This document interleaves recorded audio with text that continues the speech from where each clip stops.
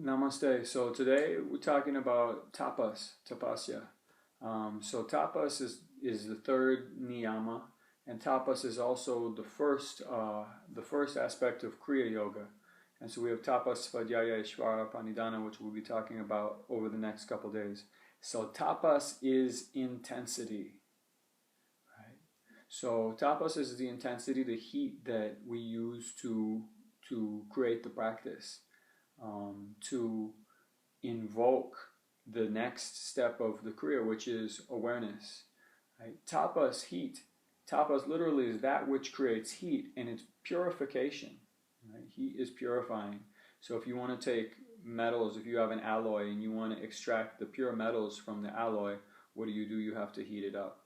It's the same way with thoughts, with patterns, with habits, with things that we've taken on which seem like they become part of our being. Right? How do we extract the things that aren't really aligned with our highest attention? And that's tapasya. So tapasya can take many forms. One, it can be an asana practice, right? A practice of posture. And so when you go into a yoga posture, you go into a seated forward fold, and you hold the forward fold, and you experience this intensity of the muscle stretching. That's tapas. Can you breathe? Can you stay conscious in a way that allows that heat to integrate into your very being, in through all the cells of your body, and really allow that heat in?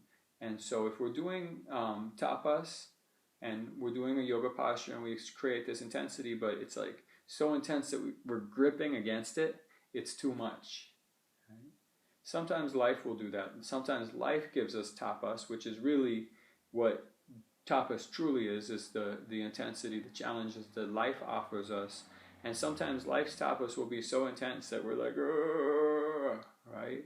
So in our practice, in our sadhana, we have the opportunity to cultivate, again, at a nice simmer, to create a nice amount of heat.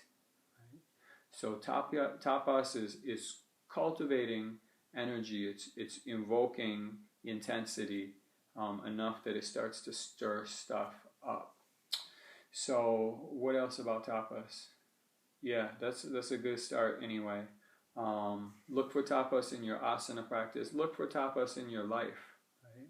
And so sometimes it's easy to judge a situation. My partner's yelling at me, or my stuff's getting really intense at work. There's a lot going on, or I had some kind of confrontation, some kind of altercation on the street with a stranger, and we can kind of move into this place of feeling like a victim. Now, for a practitioner, though, these things are an opportunity. And so instead of being a victim, we become a student. And this experience that we call life is giving us these opportunities to become more expansive, to integrate intensity. Right? And as practitioners, we want to be able to integrate intensity, because that what we call tapas is really just energy. Right? And our body, our system, our nadis, we have the capacity to respond to energy at whatever level we're at. But the yoga practices, the asana, the pranayama, the awareness, the meditation, these are practices of allowing the body system, the multidimensional body, to integrate more energy, to become a conduit for more energy.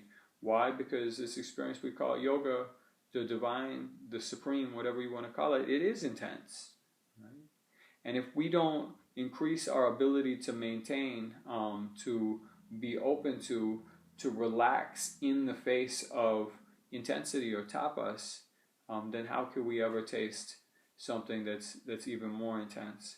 So, any questions about tapas, feel free, get at me, and we'll talk about this more soon. Namaste.